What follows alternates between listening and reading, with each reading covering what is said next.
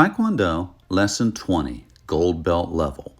We're going to do a deep dive into the Gold Belt skill sets. We're going to introduce Tangun Hyung. Tangun was named after the legendary Dangun, the founder of Korea in the year 2333 BC. Make sure you review Lesson 12 and 14 on Taekwondo history. Here then is Tangun Hyung perform in the ring.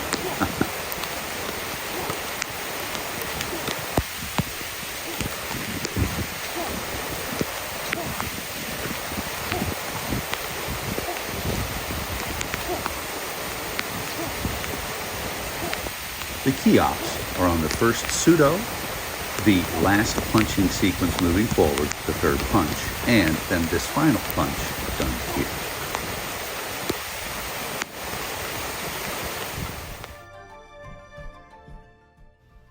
Jibon, or basics. First we look at Shikomaki, which is this rising block. You'll see that as I move the block up, I'm striking with force and using the hand at the base of the forearm as my blocking tool. Later on, we'll discuss some of the applicability or sinchon of that technique. This is Pseudo-maki, which is knife hand block. Again, we'll discuss some of the applicability or the sinchon on Pseudo-maki in the next section. We're going to finish up with this, which is a striking movement called Pseudo-tari. On the turns, we call turning duriadur, and you would GYUP on each turn, like here.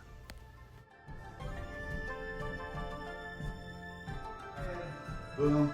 So the Chikomaki block was this idea of a rising block, literally Chiko, rising, Maki, block. But at the end of that block, I want to roll it out. I like to think about trying to put the energy on top, up here somewhere. So if he's throwing that punch up, I'm on top of this. What this looks like is point of contact to point of control, where I can move in and strike that elbow position. I have his blocking elbow that I can take to prevent him from punching me. Go to punch with that hand, I turn him away. So if Bruce strikes with the other hand and I'm here, 1, 2. Again, let me do that slowly. 1, 2. If we look at the classical Shikomaki, 1. It's a rising block, it's very high. I'm under it, I'm striking beneath. If we roll it, 1, for more of a kickboxing application, then you start to be able to really apply that technique. The next technique then is going to be Pseudo Tarigi. Bruce is throwing his punch, cross chop, and I'm coming here on top. This point of contact turns the punch as I chop. The hand that's on top does the chop. So one more time, here comes this punch, boom, and striking here to the side. This is called Pseudo, is knife hand, right? Take a time. It's this idea that all of this is a blade. That makes sense? Like Pseudo-maki. Pseudo-tarigi is single strike, Pseudo-maki is double strike. So it's this idea that I want to use that single blade. If he's throwing that punch, here is my pseudo position on the inside. Strike, right? So a very simple application. If he's punching, whoop, I'm just chopping. I want to make contact here. Notice, elbow, strike bone on bone. This hand starts going, boom, I can punch. If you do the classic method, boom. Making solid contact there. And this is a good pseudo position. Blade in my stance. So that's kind of looking at some of the application of some of those basics. Almost all of these that are on high are going to be against strikes that are to the upper body. At each level, we will do core basic review, or what the Japanese might call shite waza, where we ask for certain techniques that would have been at the previous belt level to be performed, and we review these on every belt examination. You can expect at a black belt examination to have nearly all of the techniques that we have taught, forms, patterns, fighting skills, and self-defense skills to be reviewed on that Shodan examination.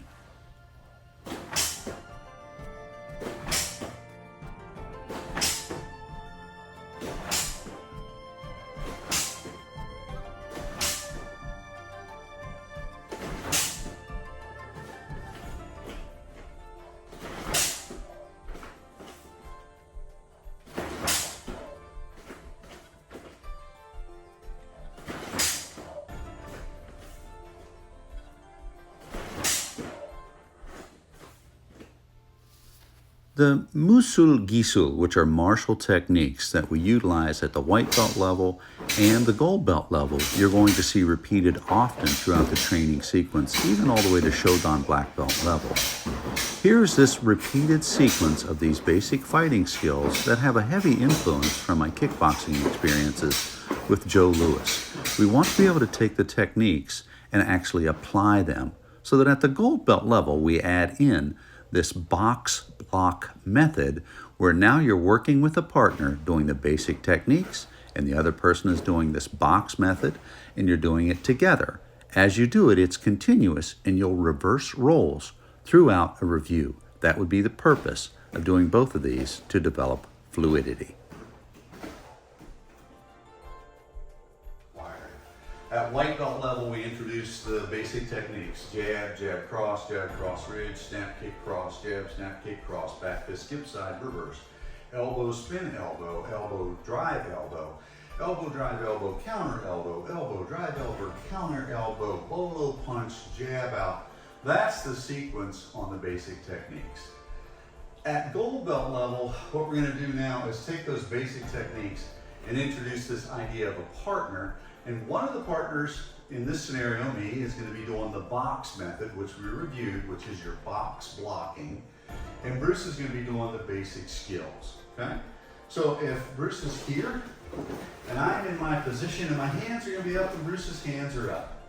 Bruce is going to very slowly throw technique one, which is just a jab, and I'm just going to block. You throw the jab again, just block. And now try to hit me, boom, just block, just block, just block. The next technique, and that's an inside block, so I'm in a high guard position. When he throws his jab, just simply rolling off to the side and just move it off its trajectory just slightly. You can post off of that lead jab and shoot a jab at him, which turns his jab just enough to be able to actually strike, which is called posting. When we post off of that, then you can joust forward, much like a knight with a spear, and try to hit him with your fist. Technique number two is kind of similar. Bruce throws his jab cross, 1, 2. Notice my body position. I'm keeping my hands up. It's not so much the classical karate method where I'm trying to reach and I create these huge openings. I want to get to here, where I'm really thinking about how do I create that opening, bip, bip, bip, and I'm working that position. Technique 3 is a jab, cross to a ridge. Same thing again, 1, 2, 3. On the ridge hand strike, notice what I did. I brought the hand up on guard. We're discussing how to apply a lot of these various techniques. And what I would like to see on the gold belt examination is that as you go through the blocks doing the box drill, or as the person doing the techniques for the basic white belt skills, once you're finished, then the roles will reverse. And the other person would utilize the box method as the initial person who did the box method previously now does the techniques. So that it's a continuous training drill going back and forth between the two training partners. This helps to develop some automaticity. In the crosswalk, I'm bringing my hand up, and then I'm coming immediately back to this position. The reason is because he's following up with that reverse punch. 1, 2. I'm in this position. I'm partially guarded here. Allows me to shoot if I wish. Technique 5 goes one step further. He leads with his jab, boom, snap kick, boom, cross, boom. So my hands are staying in this guarded position, and I'm not really altering my position much. So I'm learning how to use the blocking skills to my advantage. Let's scooch back a little bit, Bruce. So, and we'll go slow on this. He throws his back fist, and he's coming up with a skip side kick. I'm gonna move out of the way. Now as his reverse punch comes in, I'm gonna slip here. I'm blocking with this elbow, okay? Let's go back again. Let's turn this way, Bruce, so they can see it. He throws his back fist covered. Here comes a side kick. Boom. Here comes the reverse punch. I'm using my elbows really to kind of guard. Below my elbow level, that's why God created sit-ups, okay? So do sit-ups. You're going to probably get hit in the stomach. I'd rather get hit around here than get hit up here, all right? Technique number 7 is a little different in that I've got to give Bruce the initial attack. I'm going to throw a jab. Bruce is going to block it, spin, and throw his elbow strike. But when I throw that jab and he blocks, I want to come back to my cover position, which prevents him from hitting me. So one more time. jab, cover. Good. One more time. Jab, cover. You can cover here, which is a high guard, or you can cross guard. Either of those are perfectly acceptable. I'll show you the cross guard. Jab, cross guard. And elbow on elbow contact is actually okay too. All right? Next technique. I'm gonna, again, lead with the jab. Bruce is gonna block the jab out of the way and come in with an elbow strike to me. So if I don't recover my jab, what happens looks like this. Here comes the jab, he's blocked it, boom. So I get to eat that elbow. Retract your jab. So when I'm here, 1, 2, I'm going to a high guard and I'm covering. Again, 1, 2, trying to guard from that. Next, again, I'm going to lead with the jab. He's going to block, move in with the jab. I'm going to high guard cover. And then his goal is to come to this side of the head with an overhand elbow. Okay? Remember this one, Bruce? So if you're 1, 2, 3. Now on that one, if you don't roll with it a little bit, you can maybe take some damage. If I stay straight, 1, 2, 3, it's going to collapse that position into me. So I like to roll with it a bit. So I'll show that one more time. 1, 2, 3. Turning your body, moving with it. Again, at this orange belt level, you probably see me go from here and counter step in order to change my position and trajectory, but we're not there yet. At the orange belt level, we'll start doing that. But right now, I want you to get used to blocking things that are coming at you, okay? So now the next one is the bolo punch. So Bruce is gonna block the lead jab, comes in with his elbow, comes in with his counter elbow. Now the bolo punch, I've got a guard on high and I bring both hands in. He shoots that straight up.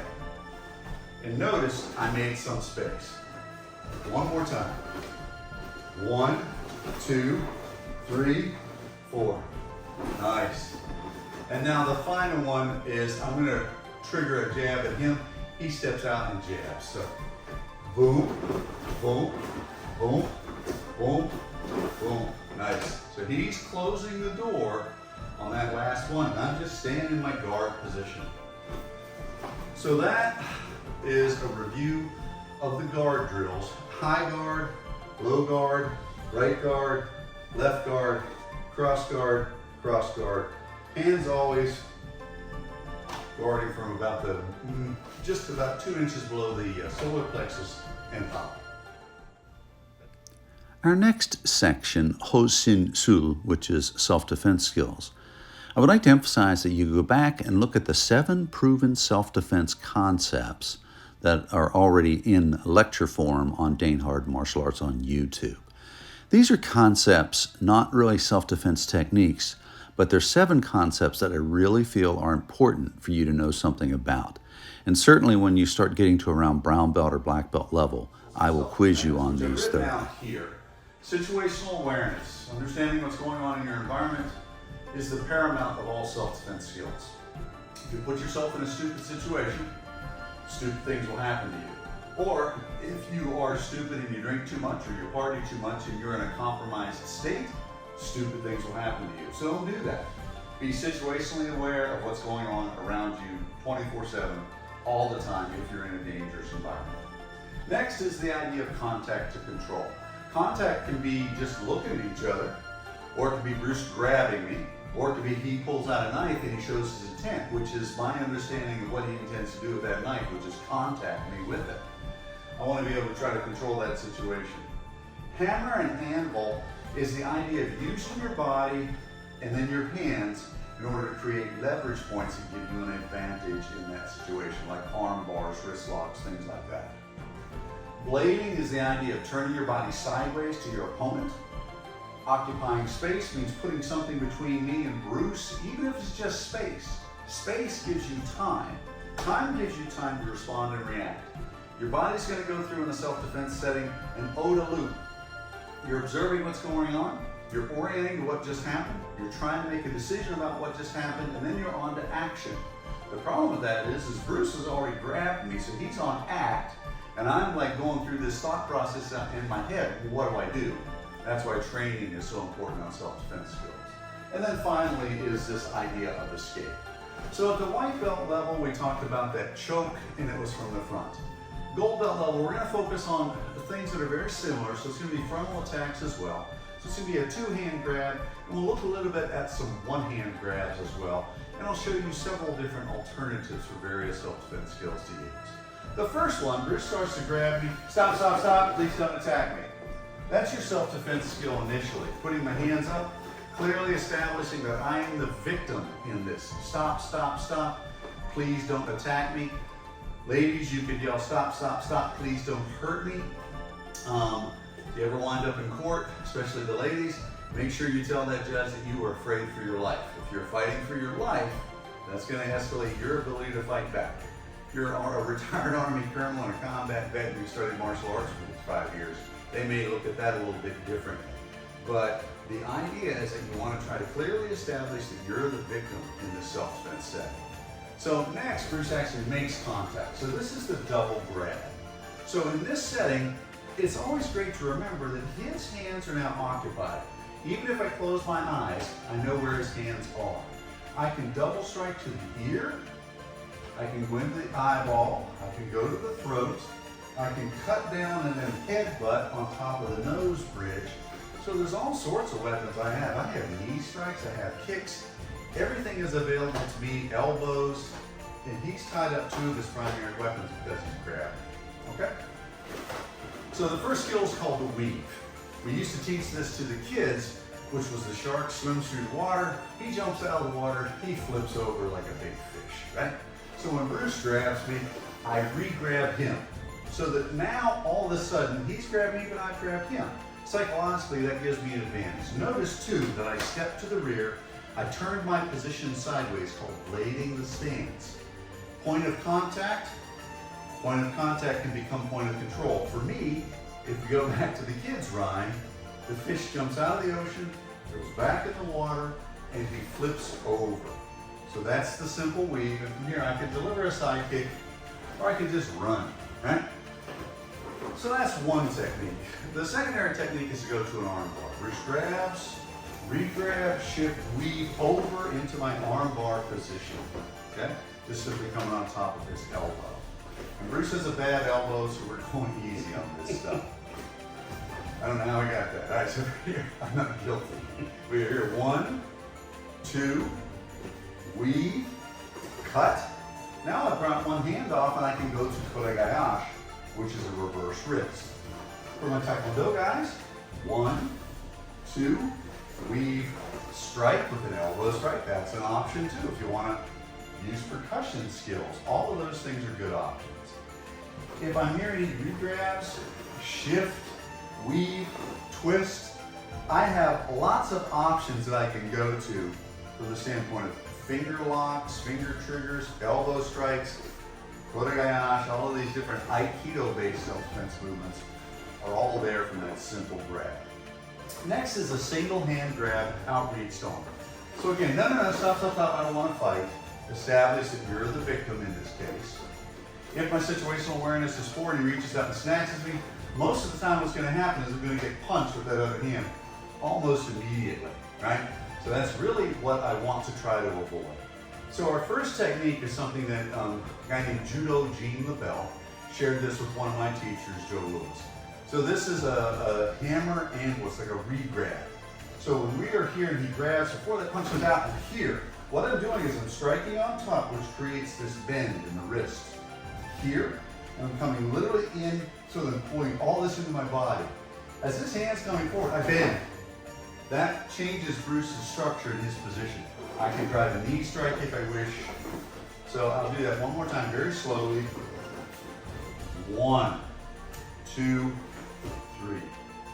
Elbow, drive, kick. So lots of options. If Bruce grabs single, here, over to the classic arm bar. If he is resisting and he's pulling his arm back, allow that and you create the bend, which now takes Bruce down from that Nikyo position. Sorry, buddy. That was a little harsh. Same kind of a thing from that same arm. Occupy space, coming over, and I roll this in. Now I have what's called a hiji ate, or hiji shime, which is an elbow lock. And it's different than the classic Taekwondo elbow, or if we're coming down and then I'm rolling that over. Finally, if he's reaching for single and I can get to the fingers, I now have this ability to control Bruce to the floor just simply by going to the fingers and utilizing the hand as the locking point. If he's doing that and I go slower to here, notice my position. Here and here. If Bruce closes his hand, he's really strong, he can twist, and he can take advantage of me on that.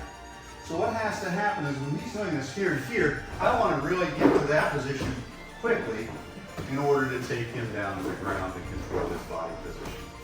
So there's some gold belt level self-defense skills that you can use from a double hand grab, frontal assault, single hand grab, frontal assault.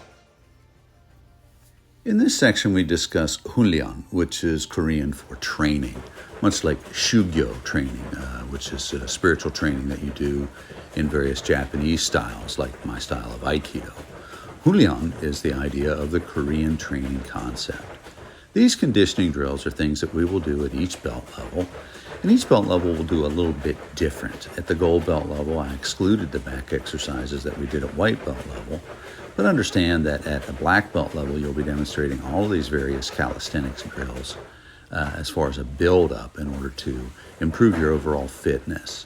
At this level, we've bumped the number of repetitions to about 20 repetitions in each, which is sort of an homage to the military and my military service, that at 20 years, an individual has the ability then to retire from military service. I spent 35 years in the military, so I bet you can't guess what number of repetitions will be required at the next belt level. Enjoy.